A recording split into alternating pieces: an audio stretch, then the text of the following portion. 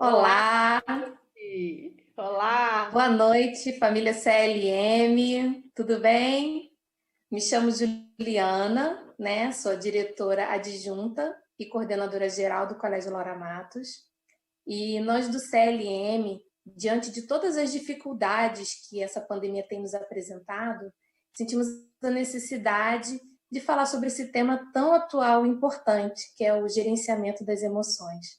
Então, em parceria com a Escola da Inteligência, estamos hoje realizando essa live, onde teremos o prazer de ouvir a querida Denise Cavallini, Que delícia. está aqui comigo, né? Denise, agradeço muito a sua disponibilidade, está sendo um prazer estar aqui com você e a palavra é sua.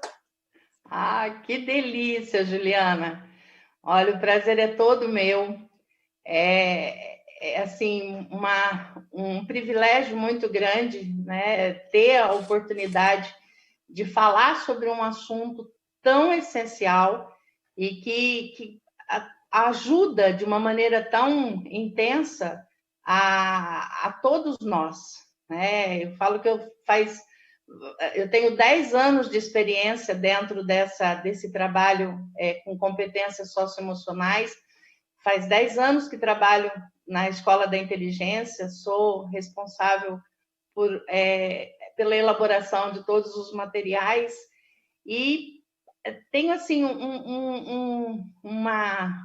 posso dizer que uma grande felicidade de poder trabalhar todos esses conteúdos em mim e assim poder colaborar, né, ter essa oportunidade de colaborar aí com tantas pessoas, né, e fazer essa parceria aí com vocês, né, trazer um pouquinho das Muito nossas obrigada. reflexões, em especial nesse momento tão difícil, né?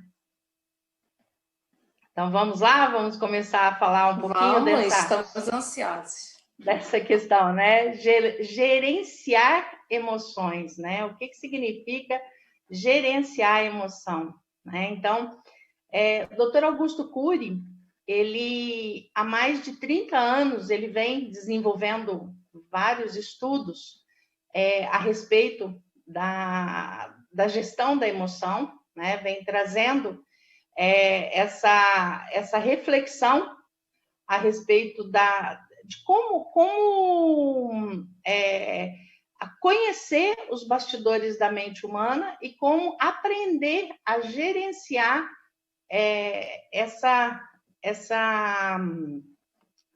maneira de atuar no mundo, né? Então, há mais de 30 anos, a doutora Augusto teve a oportunidade assim, de passar por um processo de depressão, e esse processo fez com que ele percebesse o quanto ele não se conhecia, né? O quanto ele tinha, apesar de estudar medicina, apesar de ter um conhecimento amplo sobre a estrutura cerebral, o aparelho cérebro, né? Ele pouco, quase nada, sabia sobre a mente humana. E o fato de não saber, né, de não ter esse conhecimento, fez com que ele percebesse esse abismo enorme, né, que a sociedade estava construindo ao longo dos séculos, de apresentar demasiadamente o mundo de fora, né, como estudo, falando sobre o solo, o subsolo, a profundeza dos mares, né, sobre locais onde nós talvez nunca pisaremos, mas pouco ou quase nada falar sobre esse solo que nós pisamos todos os dias, que nos é tão desconhecido, né? O que fazer com esses pensamentos invasivos, os pensamentos negativos que invadem o nosso cotidiano, independente do desejo do eu, né? Se a gente não aprender a pensar sobre esses pensamentos negativos, esses pensamentos assumem o controle e passam a demandar o nosso comportamento, a determinar como nós vamos nos comportar. Por quê? o que nós pensamos incide na maneira como nós nos sentimos. E a maneira como nós nos sentimos incide sobre a maneira como nós nos comportamos. Então, se eu quero mudar o meu comportamento, eu preciso aprender a gerenciar o meu pensamento. É isso que ele fala, ser autor da própria história e não vítima das circunstâncias.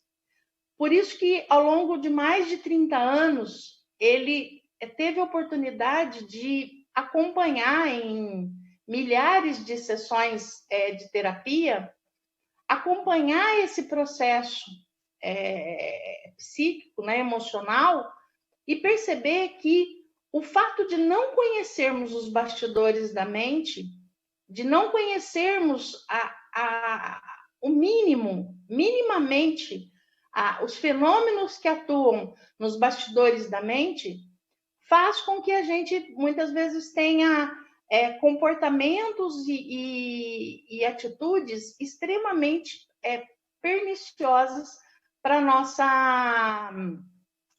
a forma como a gente se relaciona, primeiro conosco e depois com o outro, né? Então, a base justamente construir, né? Foi o que ele desenvolveu, construir uma teoria que pudesse fazer com que as pessoas tivessem consciência sobre os fenômenos que atuam nos bastidores da mente, né? Principalmente as janelas, né? A janela light, a janela killer.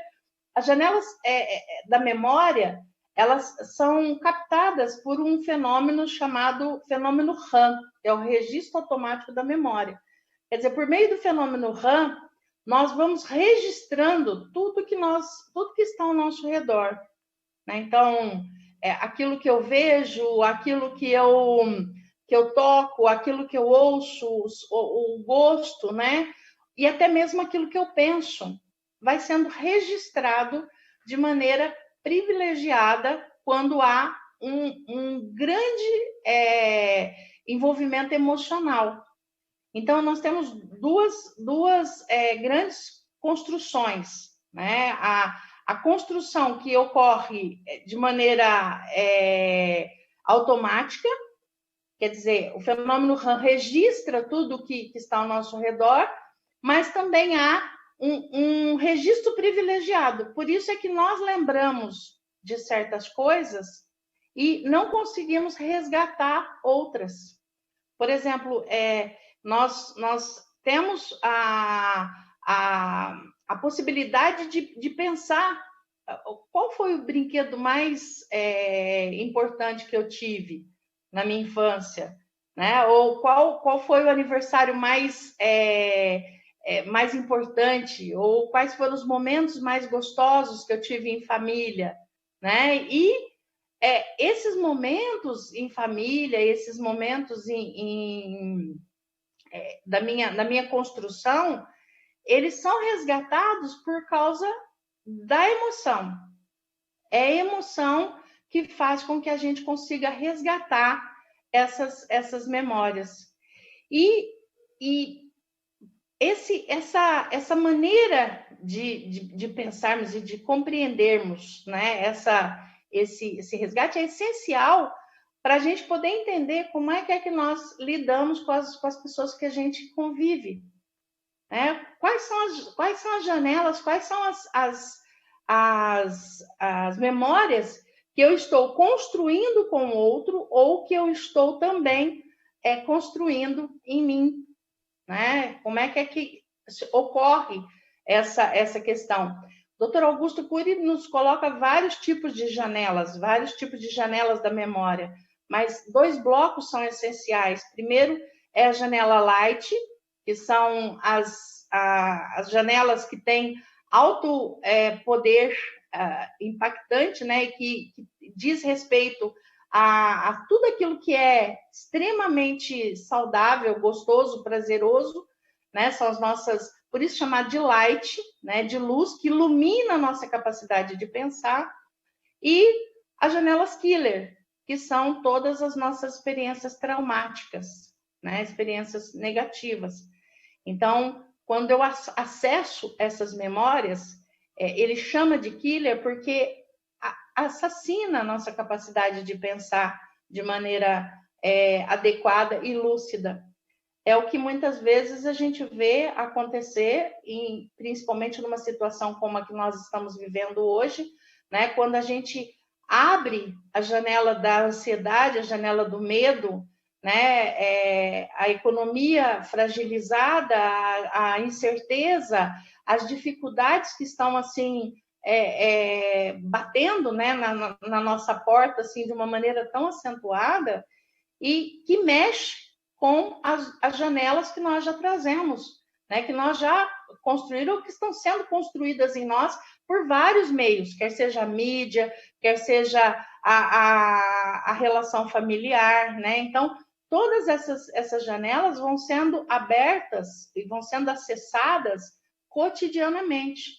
Se eu não aprender a enxergá-las e a saber como administrá-las, elas assumem o controle de quem sou, né? Então, basicamente, a importância da gestão dos pensamentos tem a ver com esse conhecimento básico, né? Esse conhecimento essencial que a gente deveria ter de como que se processa essas memórias, né? A importância da gente saber como que essas memórias vão sendo registradas em nossa mente e como nós precisamos aprender a lidar com elas, né? Então, o Dr. Augusto Cury nos fala sobre essa importância de pensar sobre o pensar.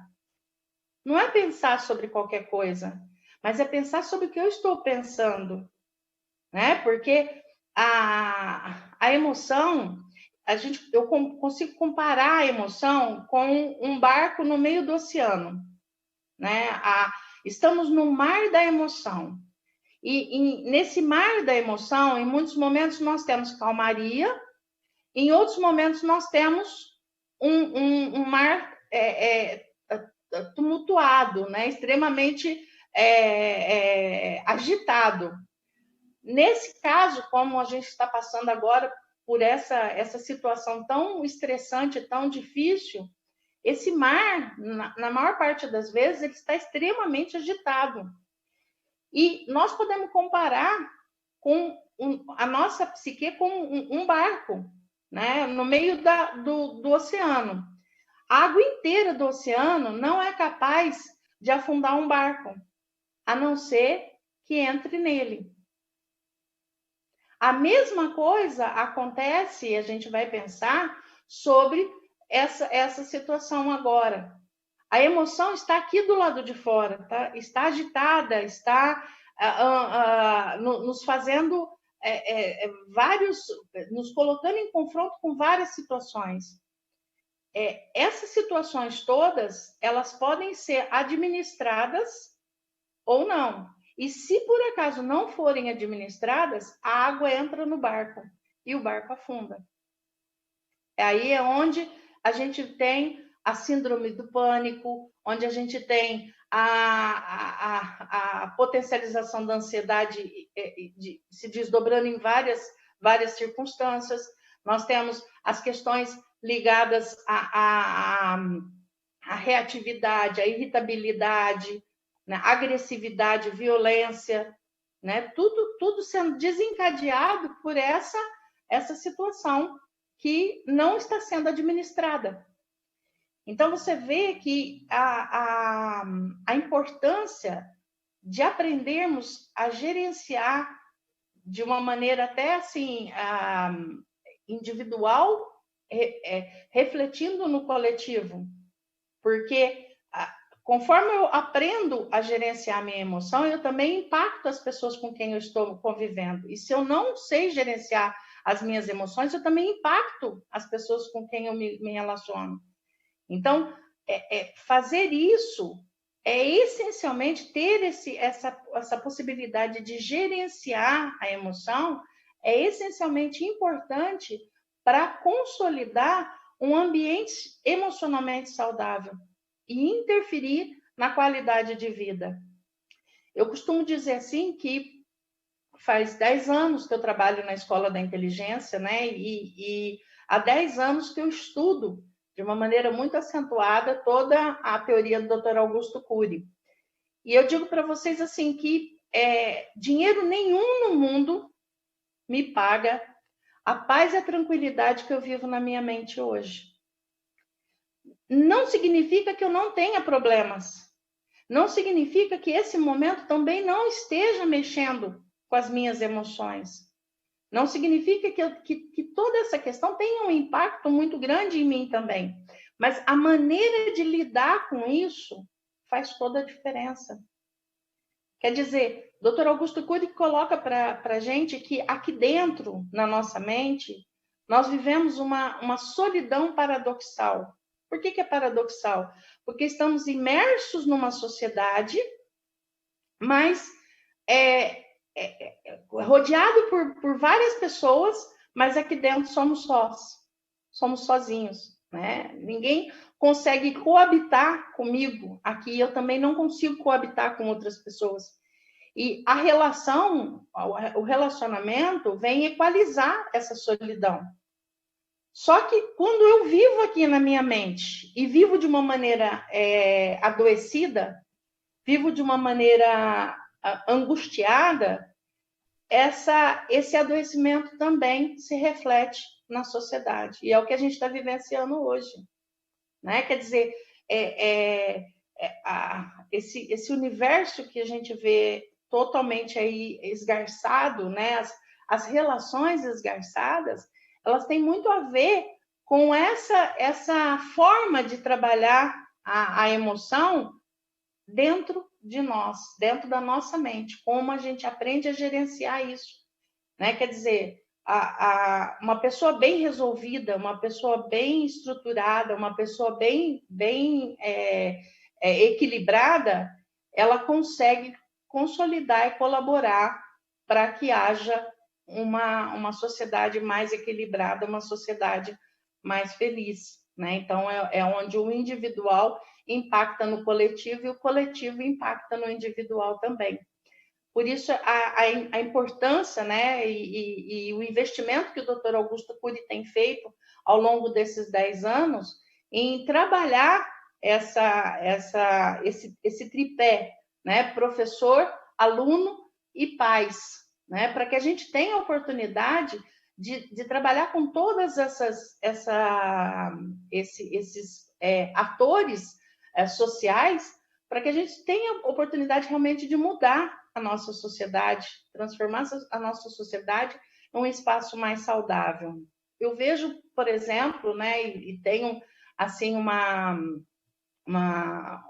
visão muito clara sobre essa questão, né, da importância de que e até mesmo da consciência de que ninguém quer ser sinônimo de fracasso. Se as pessoas não fazem diferente, é porque muitas vezes não percebem ou não sabem fazer de outra forma. Nenhum pai quer ser sinônimo de fracasso na educação dos filhos. Nenhum professor quer ser sinônimo de fracasso na relação com os alunos. Nenhuma sociedade deseja conscientemente ter um espaço de violência. Se a gente não faz de forma diferente, é porque justamente nós não fomos conduzidos a pensar sobre isso. E o grande mérito que eu vejo, né, desse trabalho do Dr. Augusto é justamente colaborar para que a sociedade possa pensar sobre os bastidores da mente humana. Né? Por isso ele desenvolve uma teoria. Se o aparelho cérebro já é difícil de ser estudado, já é algo que tem, assim, ao longo dos séculos, tem sido tão, assim, minimamente conhecido, a gente ainda tem tanto ainda para conhecer, e a gente está falando do aspecto físico, o que dirá do aspecto mental, que é virtual, né? Quer dizer, como é que a gente vai conhecer sobre os bastidores da mente, né? Como que a gente vai entender esses bastidores da mente? O que ele propõe é justamente uma teoria onde ele traz, né, com muita fundamentação, né, ao longo de muitos anos de estudo, essa forma de enxergar. Então, ele coloca essas janelas, a maneira como nós lidamos com essas janelas, com as janelas da memória, e como a gente percebe essas janelas acontecendo na nossa vida, né? Eu gostaria de convidar vocês agora para fazer uma dinâmica rápida, né? Para a gente fazer uma dinâmica bem rapidinha.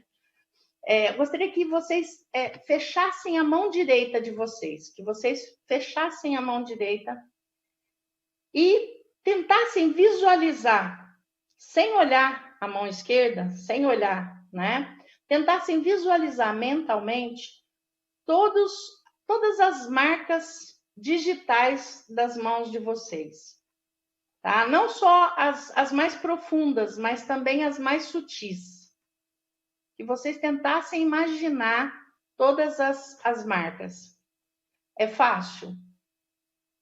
Não é, né? Eu sei que não, por mais que nós tentemos e por mais que a gente se esforce, nós não vamos conseguir visualizar totalmente as nossas marcas digitais.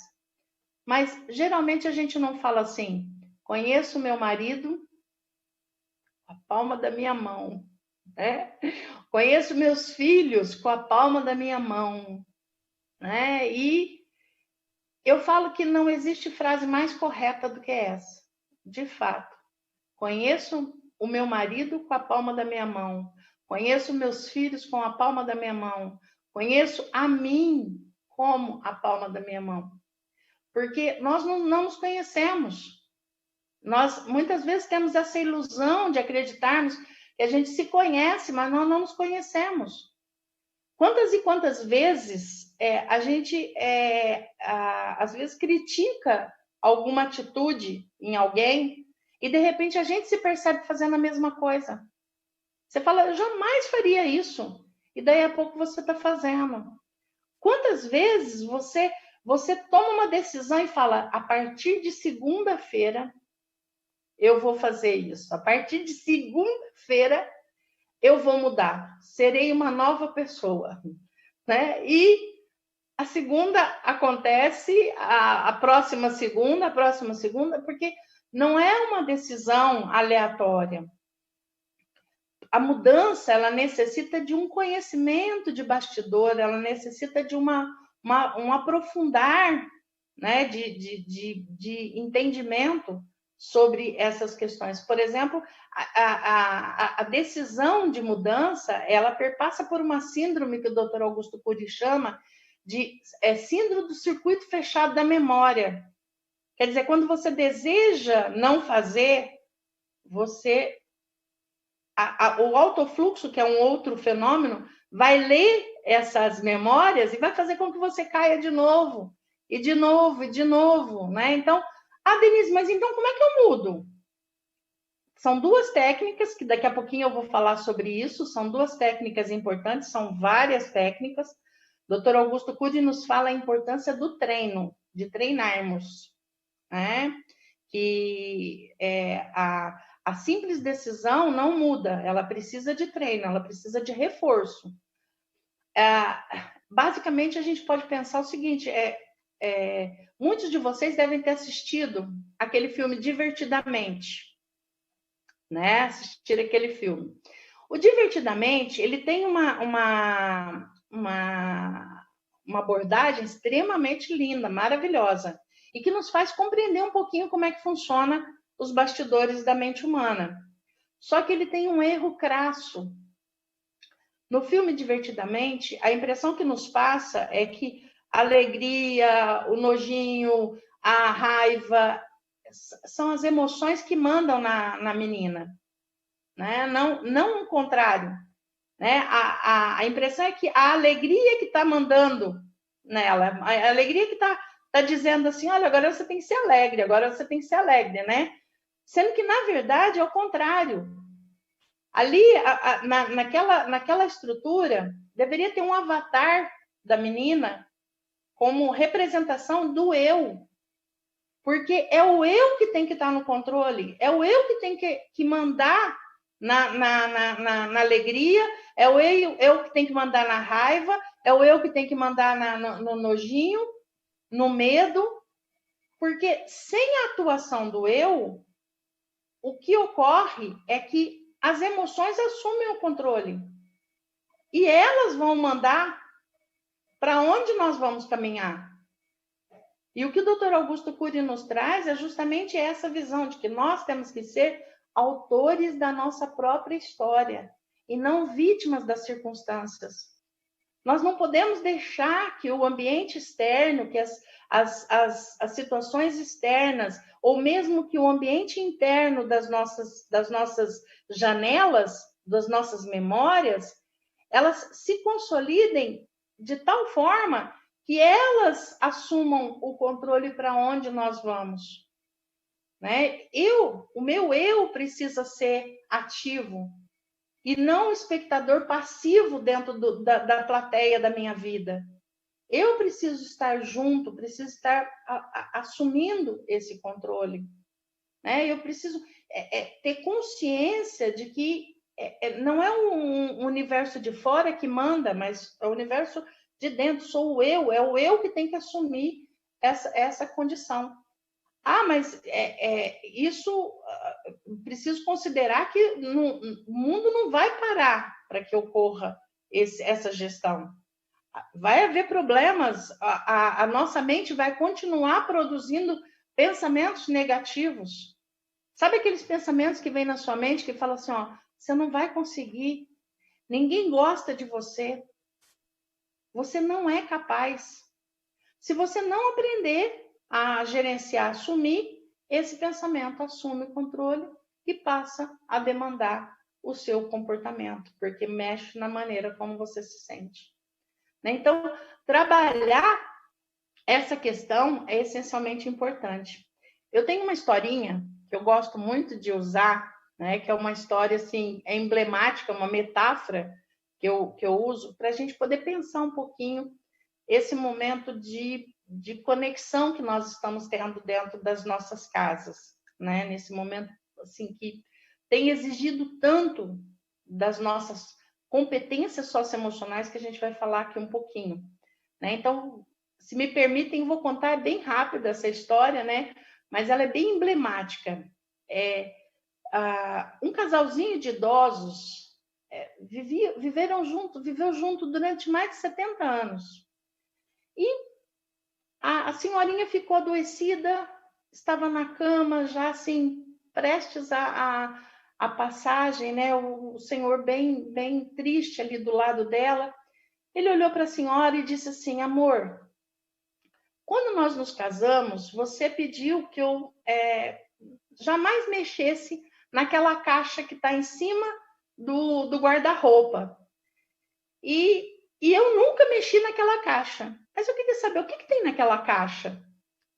Ela falou, amor, mais do que justo, pode pegar. Ele foi lá, pegou a caixa, colocou em cima da cama, abriu a caixa, né? Viu aquele monte de notas, algumas até que nem valiam mais, sabe? Um monte de dinheiro, mas um monte de dinheiro. Ele falou, meu Deus, né? Olha quanto dinheiro! Amor, olha aqui, tem tudo organizadinho aqui. A gente poderia ter comprado outra casa, poderia ter trocado de carro, poderia ter ido viajar, né? Olha, o que significa tanto dinheiro assim?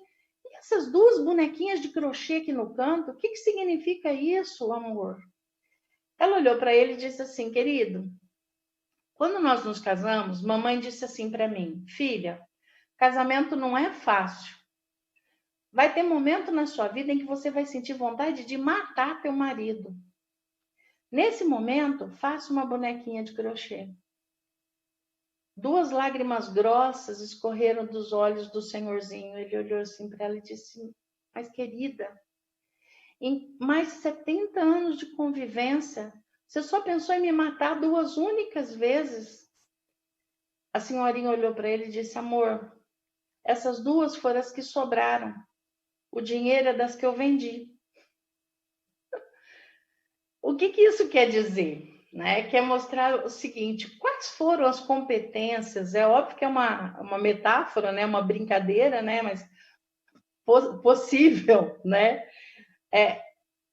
o que essas competências, quais foram as competências, né, que essa senhora precisou desenvolver ao longo da sua história, né, como mãe, como esposa, como filha, em todos os papéis sociais que nós assumimos.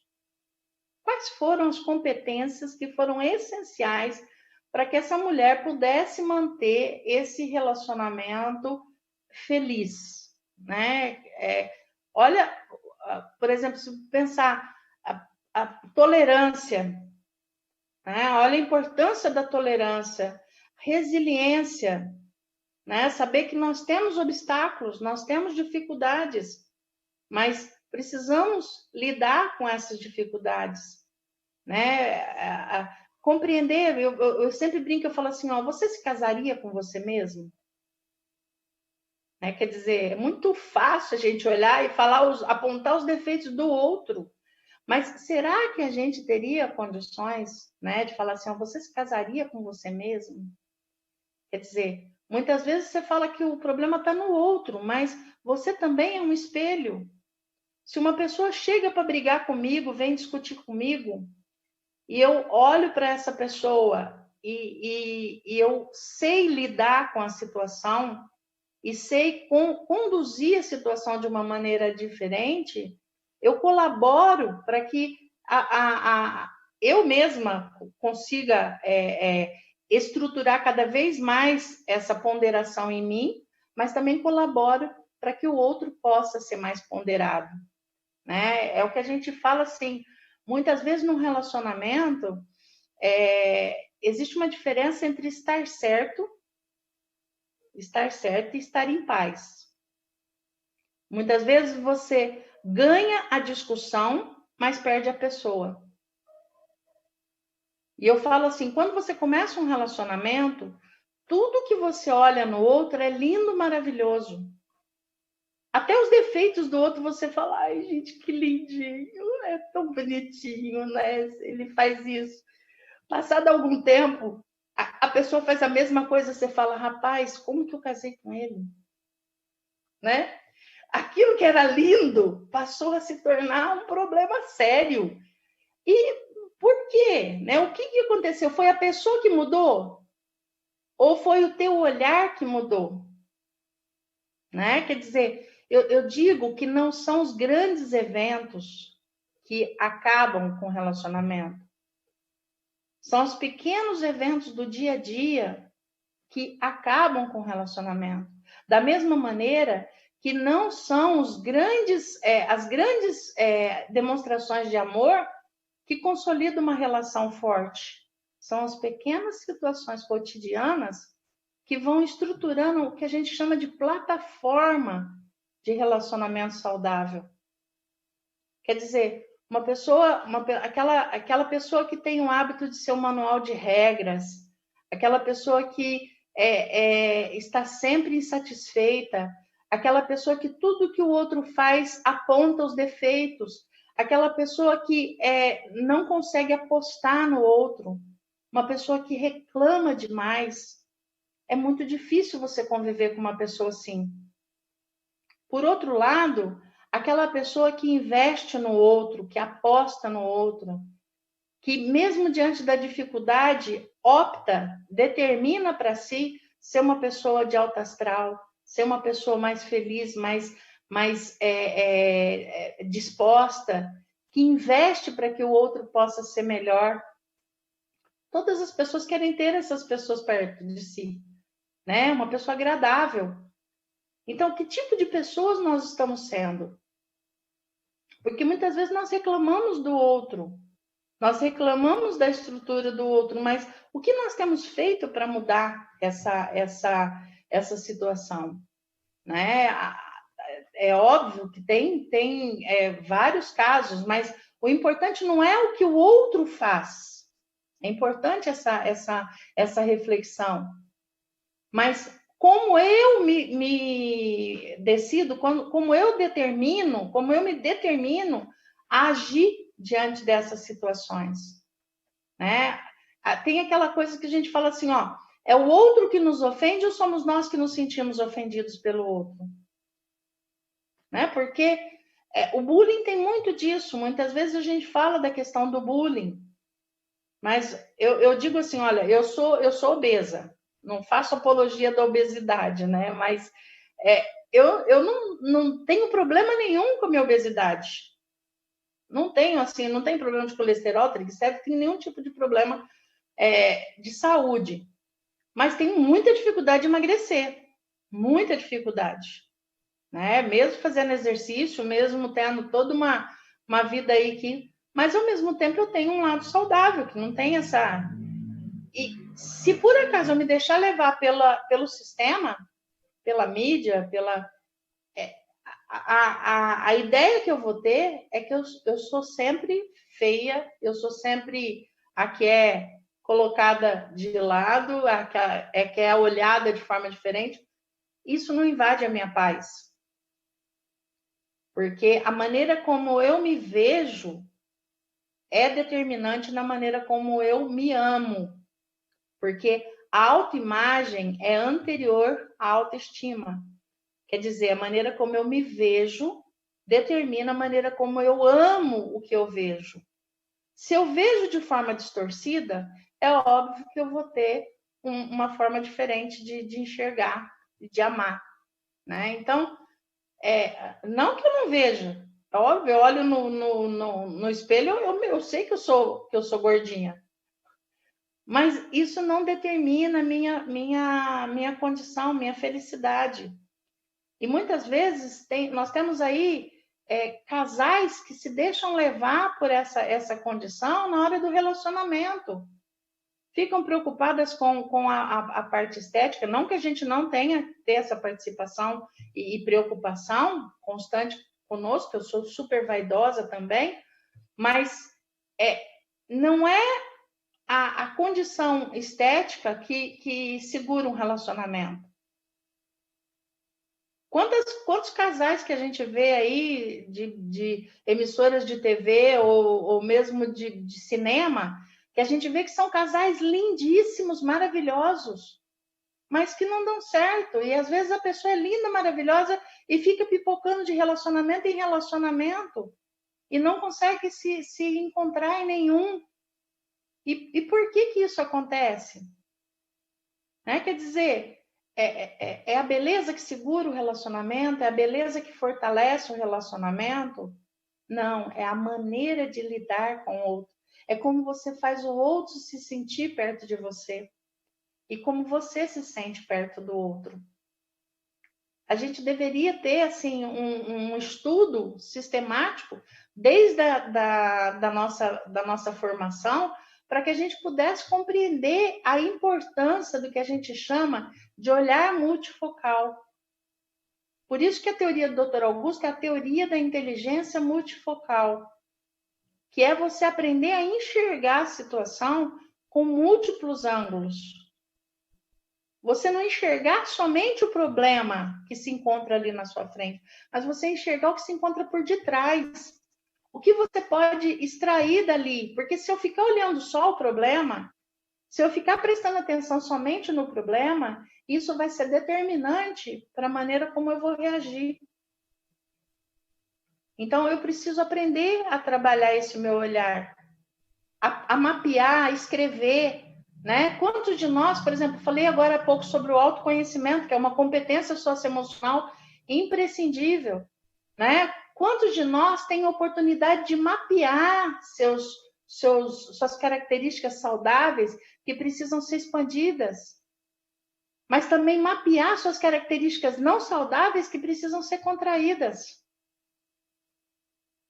Né? O Dr. Augusto Cury nos mostra que nós temos as competências socioemocionais, as habilidades socioemocionais, e, em conjunto a isso, nós temos as armadilhas da mente.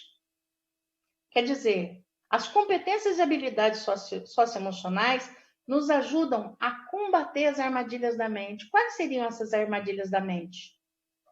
Orgulho, preconceito, prepotência, arrogância, dificuldade de reconhecer erros, necessidade neurótica de impor e não expor a sua opinião, necessidade neurótica de estar sempre certo. Quer dizer, quando eu desenvolvo essa percepção, né, de que assim, eu tenho questões em mim que precisam ser trabalhadas, isso favorece o relacionamento. Agora nós estamos nesse momento de isolamento, nós estamos em contato mais acentuado com os cônjuges, com os filhos, com os pais. Se a gente não aprende a lidar com essas emoções, nós corremos o risco de machucarmos as pessoas que nós mais amamos. Nós corremos o risco de fazer com que os nossos relacionamentos naufraguem. Corremos o risco de fazer com que aquilo que poderia se tornar algo positivo, algo impactante, que pudesse transformar a nossa maneira de se ver e a nossa maneira de atuar no mundo, acabe se tornando algo pesado, forte, né? Angustiante. A gente tem visto aí a quantidade de divórcios que aconteceram, né, pós-pandemia na China. O mesmo se desdobrou aí na Itália, tem se desdobrado agora na França, né? Divórcio, suicídio. E por que isso?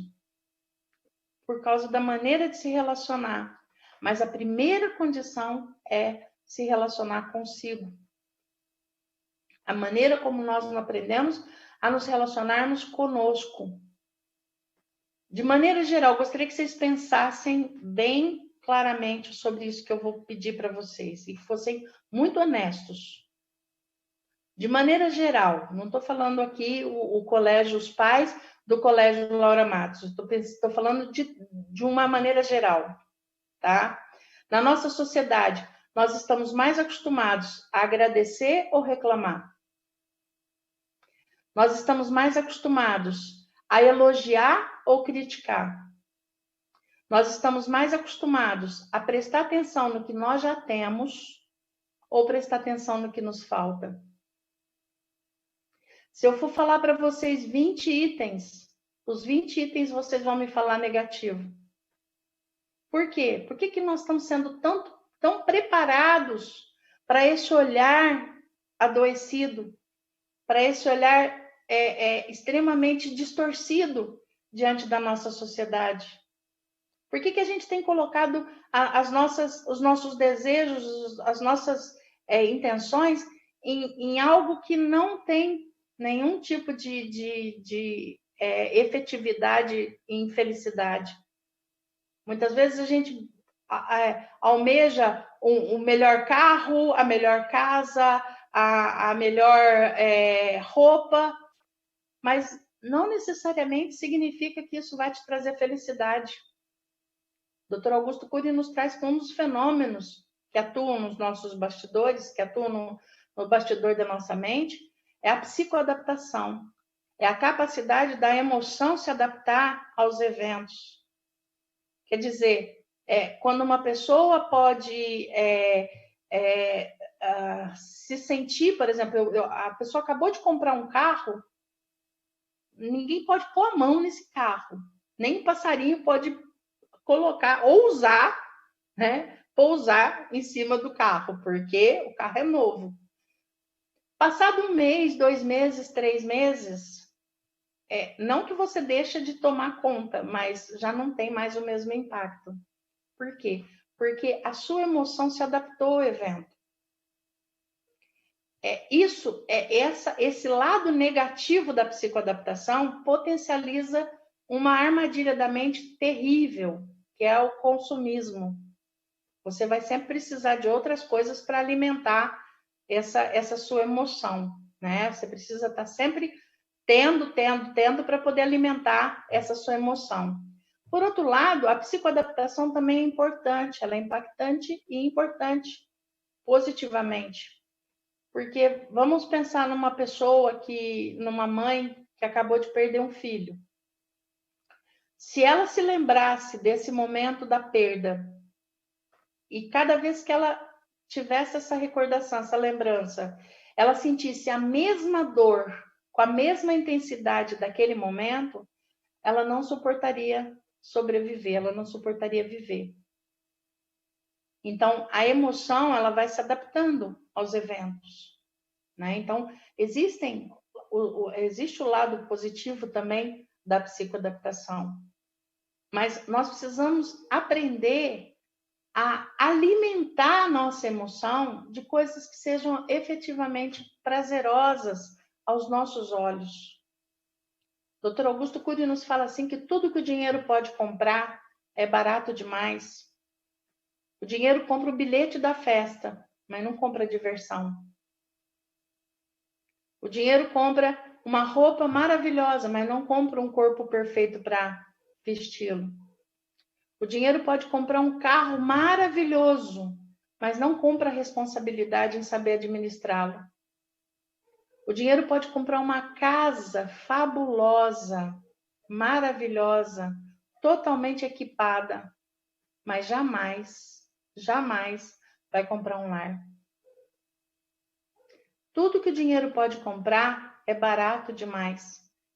Se nós não aprendermos a pensar no que verdadeiramente tem valor, em especial nesse momento que nós estamos passando agora, ter oportunidade de enxergar para esse momento como um privilégio de poder estar junto com a pessoa que você ama, estar junto com as pessoas que você ama, ter a oportunidade de conversar mais com essas pessoas, de cruzar mundos emocionais. Eu falo assim que os nossos pais são os nossos museus, né? São eles que têm todas as informações da nossa vida, principalmente a nossa vida durante a infância. Mas pouco, quase nada nós sabemos disso, porque nós não cruzamos mundos emocionais. Muitas vezes nós não sentamos com os nossos filhos para contar como é que foi a chegada dele. Hoje a gente tem oportunidade, na minha época não tinha isso, né? Mas hoje nós temos a oportunidade de termos fotos, registros, vídeos. Pega um momento como esse, um momento de prazer, faça com que o momento em família seja um momento prazeroso. Crie janelas light nas pessoas que você ama. Desenvolva a arte de surpreender, porque tudo aquilo que você registra de maneira privilegiada faz com que o outro tenha esse registro light poderoso em si. E quando essa pessoa olha para você, ela vai enxergar não somente a pessoa que você é, mas a pessoa que a faz se sentir bem. Então, tenha a oportunidade de levar para essa pessoa situações que possam estimulá-la a ser mais feliz. Eu costumo usar até uma parte, né, bíblica. Eu gostaria que vocês assim, interpretassem isso não do ponto de vista religioso, mas do ponto de vista filosófico, né? Que a Bíblia nos aponta que devemos amar ao próximo como a nós mesmos. Olha como isso é lindo. E fazer ao outro o que a gente gostaria que fizessem para nós. Olha como que isso é lindo e como que nós estamos tão distantes dessa realidade ainda.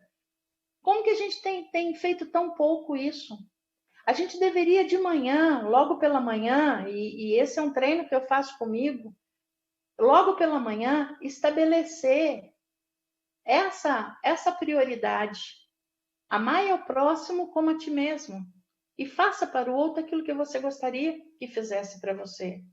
Se você for ser grosseiro, para e pensa que pensar antes de agir e reagir, é uma competência e habilidade socioemocional imprescindível. Pensar antes de agir e reagir. Quer dizer, quando eu for falar alguma coisa, eu paro e penso, é o que o Dr. Augusto chama de silêncio proativo. é você olhar, né? O stop proativo, você parar, né? E refletir, analisar sobre aquilo que você está fazendo. Pera, será que eu estou agindo certo? Será que o que eu vou falar vai ser adequado? Isso tem a ver com uma outra competência chamada comunicação multifocal, que nós trabalhamos com a comunicação multifocal, que estabelece 3 filtros. Primeiro, o que falar. Segundo, de que maneira falar. E terceiro, em que momento falar. Isso faz toda a diferença. Porque, às vezes, naquele momento, você vai falar e você vai abrir um monte de janelas killer na pessoa. E quando você abre janelas killer, você faz o quê? Assassina a capacidade de pensar. Então, para você fazer com que a pessoa tenha efetivamente uma outra forma de abordagem, uma outra forma de enxergar essa situação, trabalhe a arte de elogiar. Comece sempre com o elogio. Com seu filho, com seu cônjuge. Quando você for começar a dar uma bronca, que você percebe que aquela criança, aquele jovem precisa refletir sobre aquilo que fez, começa com um elogio. Filho, a mamãe tem um orgulho enorme de ter você como filho. Tem um orgulho enorme de você ter tanta capacidade, tanta inteligência. Eu gostaria de entender por que é que você fez isso. Quer dizer, você abre espaço para o diálogo. Você não quebra. Você não fecha a possibilidade. Né? Nós temos um curso que é um curso específico só para esse trabalho. Né? Quem tiver interesse em aprofundar mais, se julgar que esse trabalho e essas ferramentas que eu estou trazendo para vocês são importantes, a nossa diretora, Camila Cury, ela tem um canal no YouTube, né, e uma página no Instagram, que é @CamilaCury, né? É Camila Cury Oficial no Instagram e Camila Cury no YouTube. Ali ela traz várias dicas sobre relacionamento com os filhos e com os cônjuges. Tá? Então, é algo que a gente investe muito justamente para que possamos colaborar para que a nossa sociedade, para que as pessoas possam ter oportunidade de se enxergar de forma diferente, né? Que tenha a oportunidade de se conhecer mais, de investir mais nessa autopercepção, na autoimagem, aprender a se amar mais, porque quem aprende a se amar mais, né? Óbvio que eu estou falando esse amor, não aquele amor doentio, aquele amor egoísta, egocêntrico, né? Eu estou dizendo aquela pessoa que aprende a se olhar e a respeitar todos os seus defeitos, as suas potencialidades e fragilidades. Porque esse amor que eu estou falando que devemos ter conosco, não é aquele que me faz ser arrogante com o outro. Ah, eu me amo, então qualquer outra pessoa não está no meu cardápio diário, a não ser eu. Eu venho primeiro e depois o resto. Não é dessa forma. É uma pessoa que aprende a se amar, ela tem a proteção da emoção. Ela sabe proteger melhor a emoção, porque não é o lado de fora que invade a sua paz, né? Quer dizer, ela tem a emoção tão blindada, tão bem trabalhada, que ela sabe como ser acolhedora, ela sabe como respeitar as dificuldades e limitações do outro, ela sabe como apostar quantas vezes for necessário no outro, porque ela também percebe-se como alguém que precisa também dessa situação, dessa ponderação do outro para si.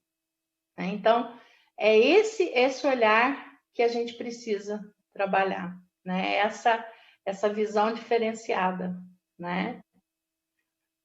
Que pena, estamos chegando aí no finalzinho, né, das nossas das nossas ponderações. Eu espero que eu tenha colaborado aí para pensarmos um pouco, para fazer esse momento um momento mais reflexivo, né? Que a gente possa, assim, usar dessa experiência que nós estamos tendo dentro do isolamento, no isolamento, né? Como uma ferramenta para fazer com que os nossos filhos e até mesmo nós possamos lembrar desse momento como um momento de grande aprendizado, um momento, sobretudo, um momento de amor, um momento onde a gente, assim, onde tenhamos a consciência plena de que nós vamos errar, que o erro faz parte da nossa condição, mas que o nosso erro se consolide buscando acertar, né? Tendo essa questão de se tornar pequeno, né? Ter a hombridade de chegar para o outro, admitir o erro, falar que estamos, né? Até brinco que eu falo assim que a gente deveria trazer aqui na frente, né? No nosso, em nós, uma tabuletinha escrita assim, ó, desculpe o transtorno, estou em construção, né? Porque é isso mesmo, né? Quer dizer, por mais, às vezes a pessoa fala assim para mim, Denise, mas você nesses 10 anos trabalhando com o Dr. Augusto Cury, você se vê como uma pessoa extremamente preparada? Eu falo, não, eu tenho muitos erros, tenho muitos defeitos ainda que preciso trabalhar, né? Mas os 10% que eu já trabalhei, eu me sinto muito feliz. E é isso, essa possibilidade de nos mudarmos, não necessariamente para o outro, mas principalmente para si, né? Que pena, né, Juliana? Vamos encerrando.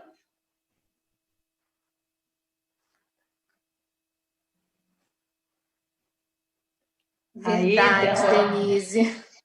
Uma pena, né, ter terminado, porque foi, assim, maravilhoso poder ouvi-la, né, e eu tenho certeza de que não só eu, mas todas as famílias que participaram, né, dessa live entenderam a importância de nós estarmos sempre treinando, né, as nossas ações. E esse é um trabalho diário, constante, a gente não pode parar, né?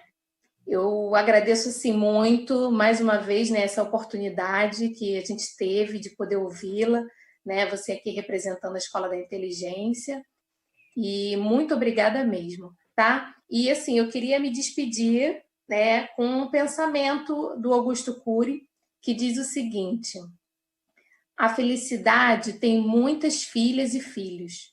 O amor, a tranquilidade, a sabedoria, a alegria, a paciência, tolerância, solidariedade, o perdão, perseverança, o domínio próprio, a bondade, a autoestima. Nunca se viu uma família tão unida. Lindo. Um grande abraço e muito obrigada mais uma vez pela oportunidade. Que Jesus abençoe vocês e que a gente tenha aí uma proteção bem grande aí, cada um se cuide, tá? Que a gente possa passar por essa situação o mais rápido possível e possamos nos abraçar fisicamente. Mas nesse momento a gente manda aí um abraço virtual bem apertado, do jeito que eu gosto. Amém. Beijo, obrigada. Viu? Tchau, gente. Obrigada.